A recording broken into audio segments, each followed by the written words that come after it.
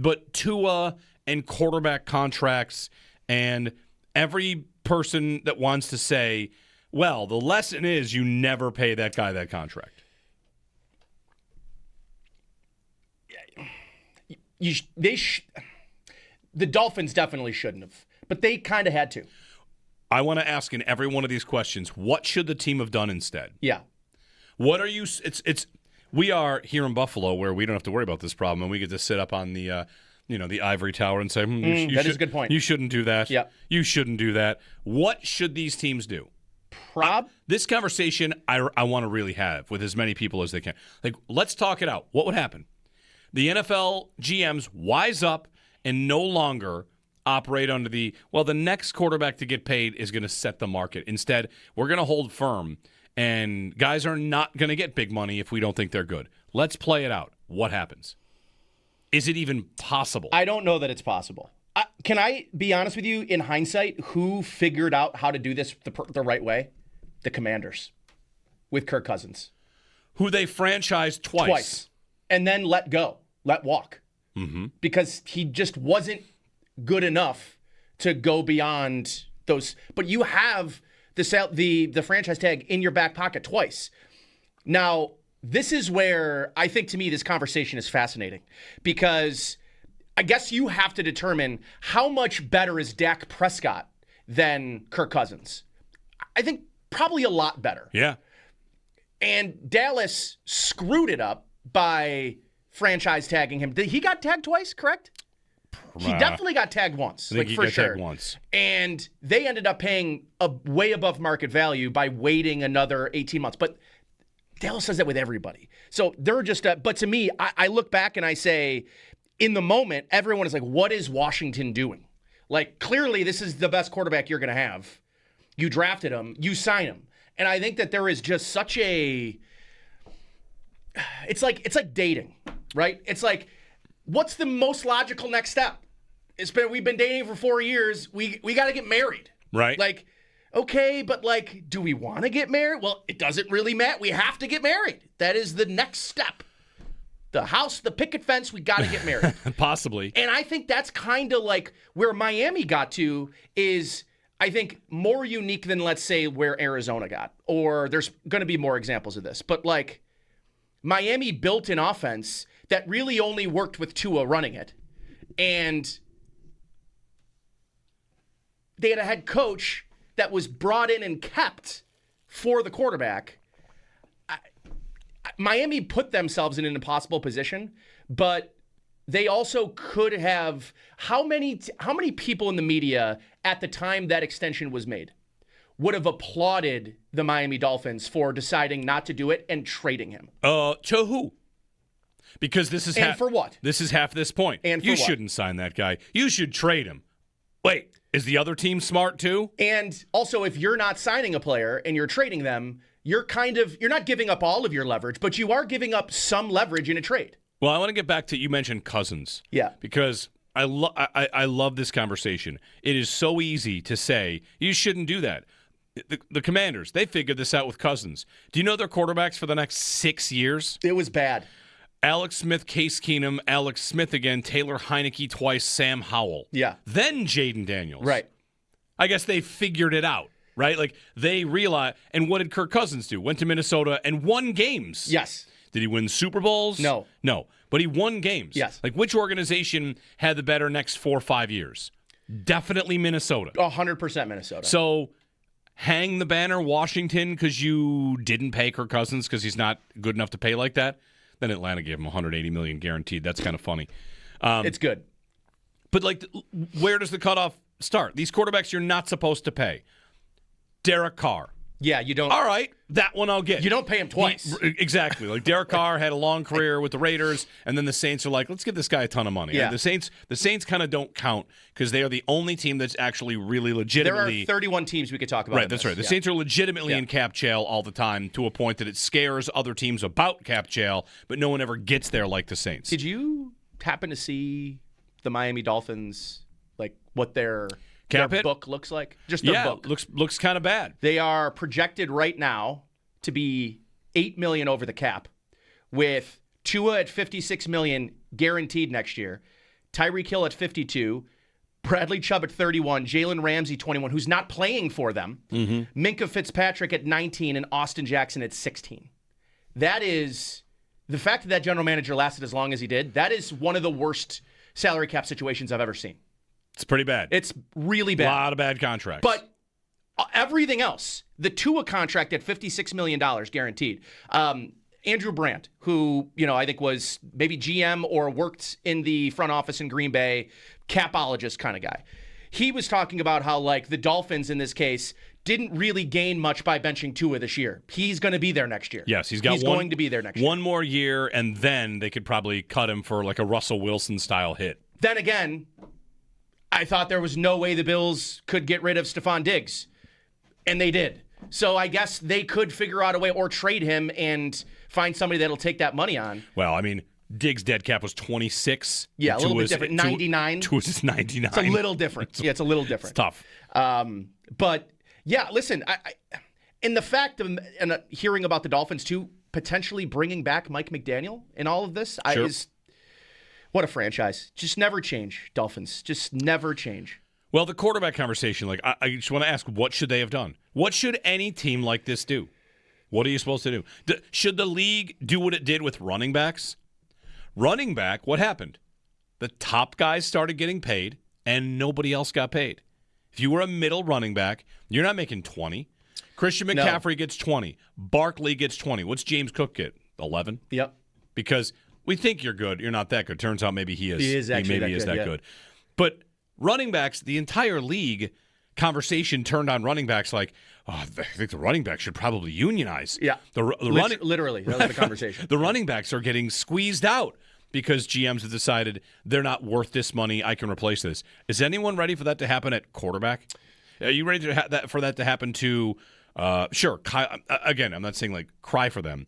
Kyler Murray. What about the Niners? Brock Purdy, should he get paid? I've got a guy that runs my offense, and my offense is awesome. Can I pay him, or am I not supposed to? Do I have to get in line with the NFL that's decided unless you have Josh Allen or Joe Burrow or Lamar, you shouldn't pay that guy? What is this? What do they make? Backup money? It's really easy for anyone to say you just shouldn't pay these quarterbacks. Okay. What's the league look like? But also, do they all just eventually accept $9 million? So this is my point too. If you're Tua, right, and you're the Dolphins, and you decide, and somehow negotiation, you get Tua at a number that is probably more appropriate, $30 million. Okay. Still, really, it's a lot of money, but $30 million. Let's say that's the middle of the road. They are in the same situation, just $20 million in a season less. Sure. They are still benching Tua, and they're still in the same situation.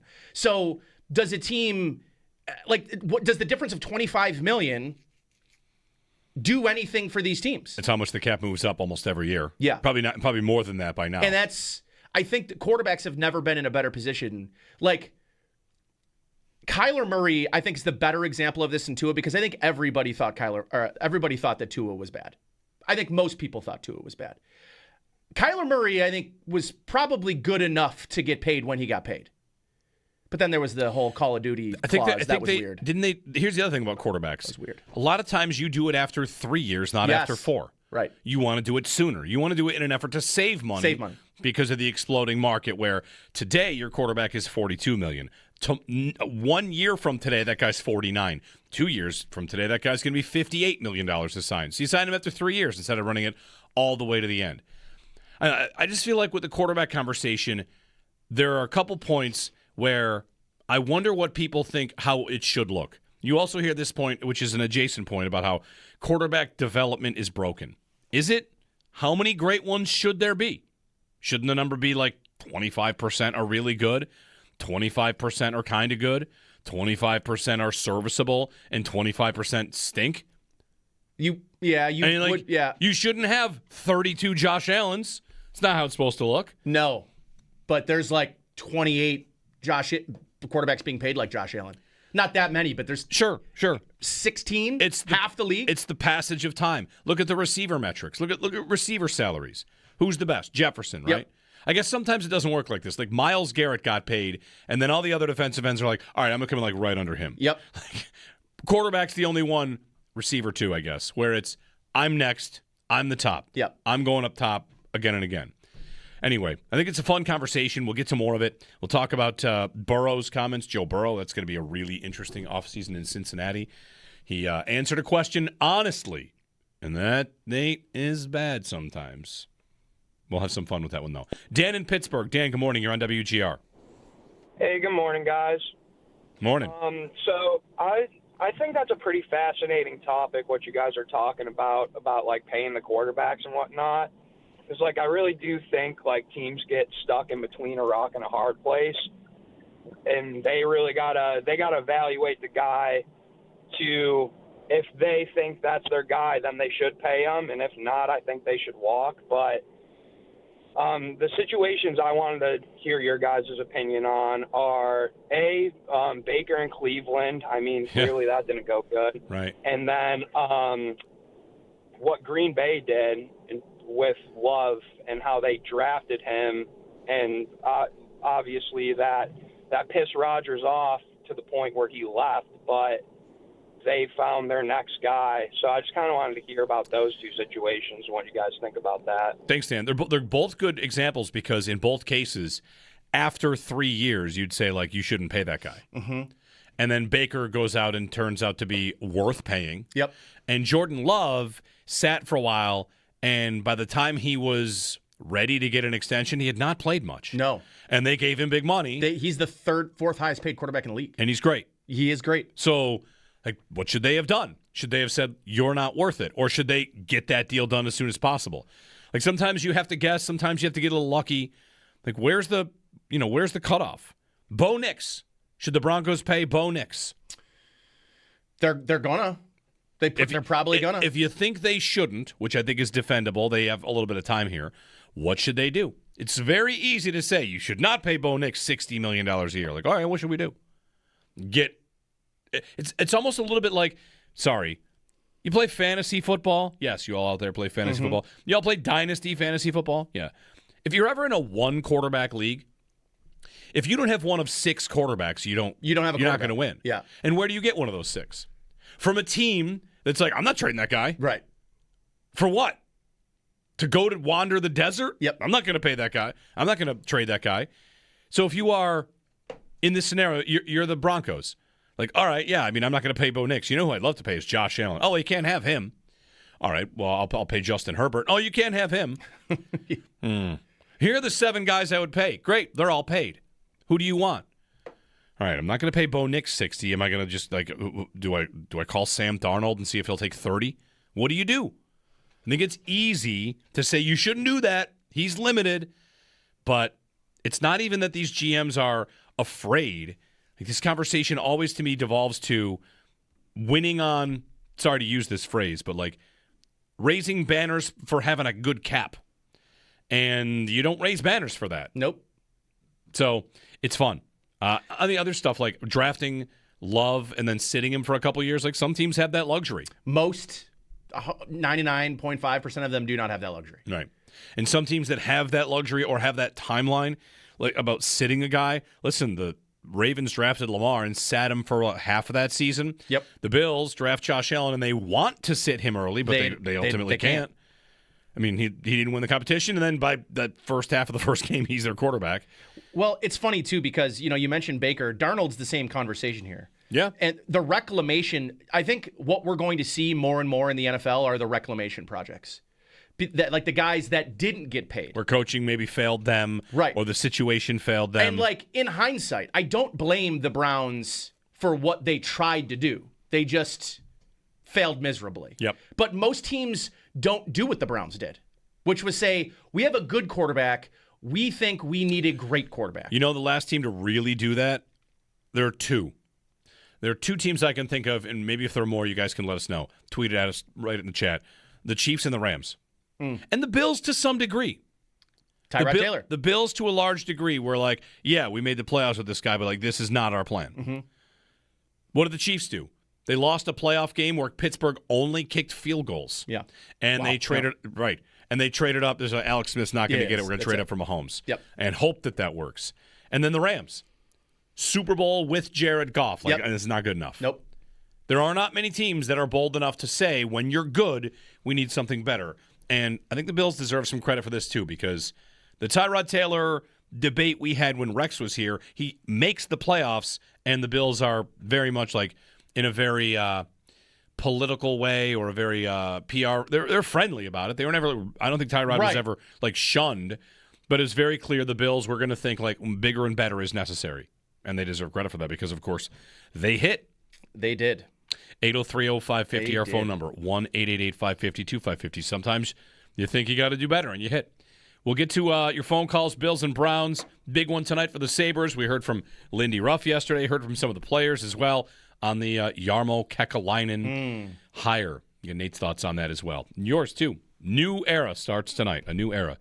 And I want permission to call it a must-win. I want people to join in. I want belief. I don't know if it's necessarily justified, but I want it anyway. Jeremy and Joe, Nate's in for Joe here on WG.